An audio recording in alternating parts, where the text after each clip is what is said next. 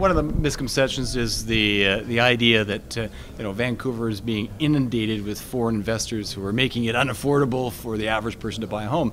The data doesn't support that at all. In fact, when we look at census data that looks at foreign ownership of housing in Vancouver, it's right around the middle range of all the large urban areas in Canada, for example. So in Vancouver, it's about, if you take all product types, what this says is about 0.8%. which is about the same number that's in Victoria or the same number that's in Montreal. Areas in Saskatchewan, I think Regina and Saskatoon have more evidence of foreign ownership there than they do in Vancouver. So there certainly isn't a burning platform in that regard. When Vancouver has had, over the past several years, at least in the post-recession period, for the most part, below average sales activity. So unit sales have been kind of below, a little bit below average. We've seen prices of condominiums. We've heard a lot about the hot condo market in Vancouver. Well, it hasn't been hot in about 3.5 to 4 years. Only recently this spring to date, we've seen any kind of growth, probably about 3% year over year in the apartment market, whereas before that, apartment prices were quite flat and actually lost ground relative to inflation.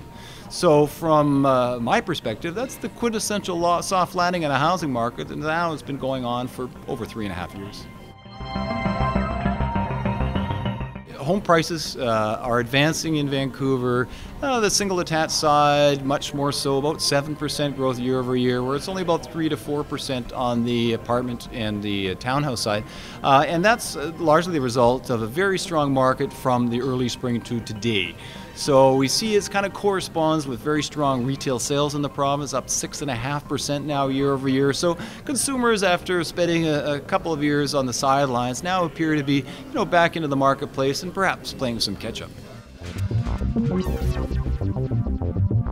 We do have a sense of how much demand there's going to be. So we do have a sense of population projections, have a sense of where households, how many is going to be here over the long run. Unfortunately, it doesn't happen in a linear fashion.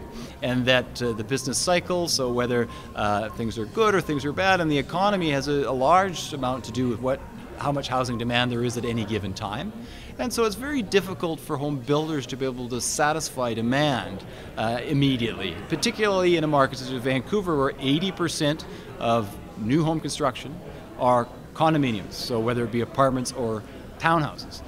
So a large apartment project today probably takes over 6 years from conception to actual completion. So in that rate, it's very difficult for many builders and developers, or for most, to be able to satiate demand in a timely way. One of the very simplistic ratio in looking at housing markets is home price to income ratios.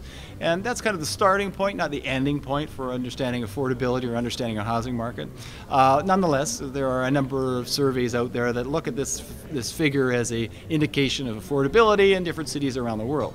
Well, Vancouver, no surprise, is typically ranked as one of the least affordable in the world. But if you look at other cities that are in that top 10 or top 15 of the least affordable, they all tend to be global gateway cities that have attractive climates, have growing populations, lots of job opportunities, and quite frankly, places where people want to live.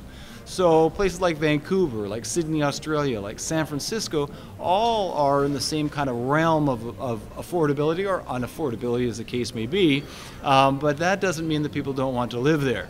The most affordable cities, such as Detroit, there isn't a mass of people exiting towards Detroit at this point in time, at least as far as I know.